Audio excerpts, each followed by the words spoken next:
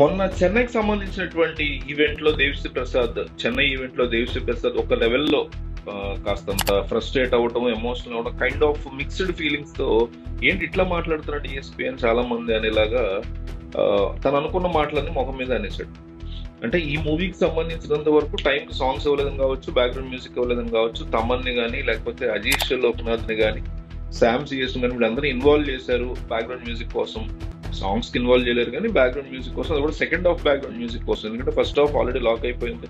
Second half cinema post production విషయానికి వచ్చేసరికి కంగువాతో బిజీగా ఉన్నారు దేవిశ్రీ ప్రసాద్. అందువల్ల ఈ మూవీకి సంబంధించిన సెకండ్ హాఫ్ లో తమన్ ఇన్వాల్వ్ చేశారు, ఇంకొక ఇద్దరు కూడా ఇన్వాల్వ్ చేశారు అనే టాక్స్ రావడంతో అసలు దేవిశ్రీ ప్రసాద్ కంప్లీట్ క్రెడిట్ కాదా ఈ సినిమా కానీ డిస్కషన్స్ నడిచినప్పుడు, తమన్ కూడా ఒక ప్రెస్ మీట్ లో ఏదో మాట్లాడుతున్న వేరే సినిమా కోసం ప్రెస్ మీట్ లో ఎవరో అడిగితే అక్కడ కూడా ఆయన ఈ మూవీకి మనం పనిచేసాము తమన్ అన్నట్టు చెప్పాడు ఆయన.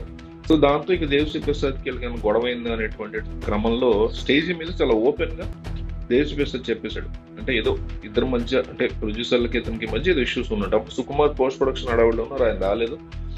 రాళ్ళు అర్జున్ వీళ్ళందరూ ఉన్నారు, సీరియల్ వీళ్ళందరూ. సరే ఆ ఇష్యూ అక్కడితో క్లోజ్ అయింది. ఇప్పుడు రీసెంట్ గా నిన్న ఈవినింగ్ జరిగినటువంటి వేడుకలో సుకుమార్ ఏం మాట్లాడతాడు?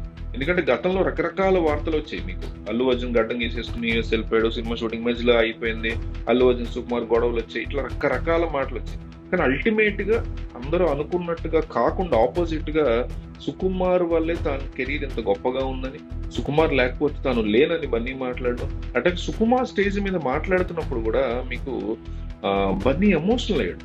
అండ్ సుకుమార్ వైఫ్ ఒక మూవీకి సంబంధించిన ఏవి రన్ అవుతున్నప్పుడు అల్లు అర్జున్ సుకుమార్తె, ఆవిడ కూడా చాలా ఎమోషనల్ గా ఏడ్చేశారు.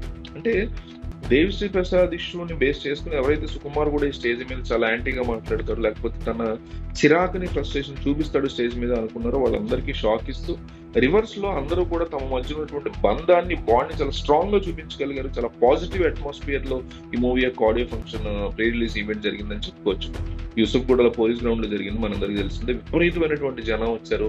అల్లు అర్జున్ స్టామినా ఏంటనేది జనాన్ని నుంచి మనకు అర్థమైంది. హైదరాబాద్ లో ఎగబడి వచ్చారు. ఎక్కడ ఎటువంటి కాంట్రవర్సీస్ లేకుండా చాలా డీసెంట్ గా, నీట్ గా ఒక ఫ్యామిలీ ఫంక్షన్ లాగా చక్కగా అందరూ మాట్లాడారు. ఎందుకంటే సుకుమార్ ఫ్యామిలీకి, అల్లు అర్జున్ ఫ్యామిలీకి ఇప్పుడు కాదు, మనం ఆర్యా సినిమా నుంచి, ఆర్యా టైంలో దిల్ రాజు సుకుమార్ స్టోరీ నచ్చి యాక్సెప్ట్ చేసి ముందుకు రావడం, ఆర్యా 2 స్టోరీ పెద్దగా లేదు అని దిల్ రాజే పక్కకు తప్పుకుంటే బీవీఎస్ ప్రసాద్ దాన్ని ప్రొడ్యూస్ చేయడం, ఆ సినిమా ఫ్లాప్ అవడం. ఆ తర్వాత పుష్ప టైంకి వచ్చేసరికి వీళ్ళిద్దరూ ఒక మంచి కథతో, దాదాపు ఆర్యా 2కి పుష్ప 1కి మీకు 12 ఏళ్ల వరకు గ్యాప్ ఉంది. సో 12 ఏళ్ళ తర్వాత సుకుమార్ రంగస్థలం తీసి బ్లాక్ బస్టర్ కొట్టడం, మధ్యలో నేను ఒక్కడినే 100% లవ్, నాన్నకు ప్రేమతో ఇవన్నీ ఉన్నా కూడా అల్లు అర్జున్ కోసమే ఈ కథను రాయడం, పాన్ ఇండియా లెవెల్లో ఆలోచించడం, రాజమౌళి దానికి ఇంట్రెస్ట్ పెట్టడం, ఇదంతా కూడా ఆన్ ఏ హోల్ ఒక పాజిటివ్ వాతావరణంలో ఈ యొక్క ఆడియో ఫంక్షన్ సెట్ అయింది. సుకుమార్ కి అల్లు అర్జున్ మంచి ఏమీ లేవు అనేది వాళ్ళు డైరెక్ట్ గా చెప్పకుండానే, వెర్సెస్ కాదు వీఆర్ టుగెదర్ అనేది ప్రూవ్ చేసుకోగలిగారు. కాకపోతే ఆ విషయం చెప్పకుండానే ప్రూవ్ చేసుకోగలగాలి, గొప్ప విషయం అని అనిపించింది. ఎటువంటి ఇష్యూస్ లేవు మా ఇద్దరి మధ్య అనేది వాళ్ళు ప్రూవ్ చేసుకోగలరు. సో మూవీ కూడా అదే లెవెల్లో హిట్ అవ్వాలని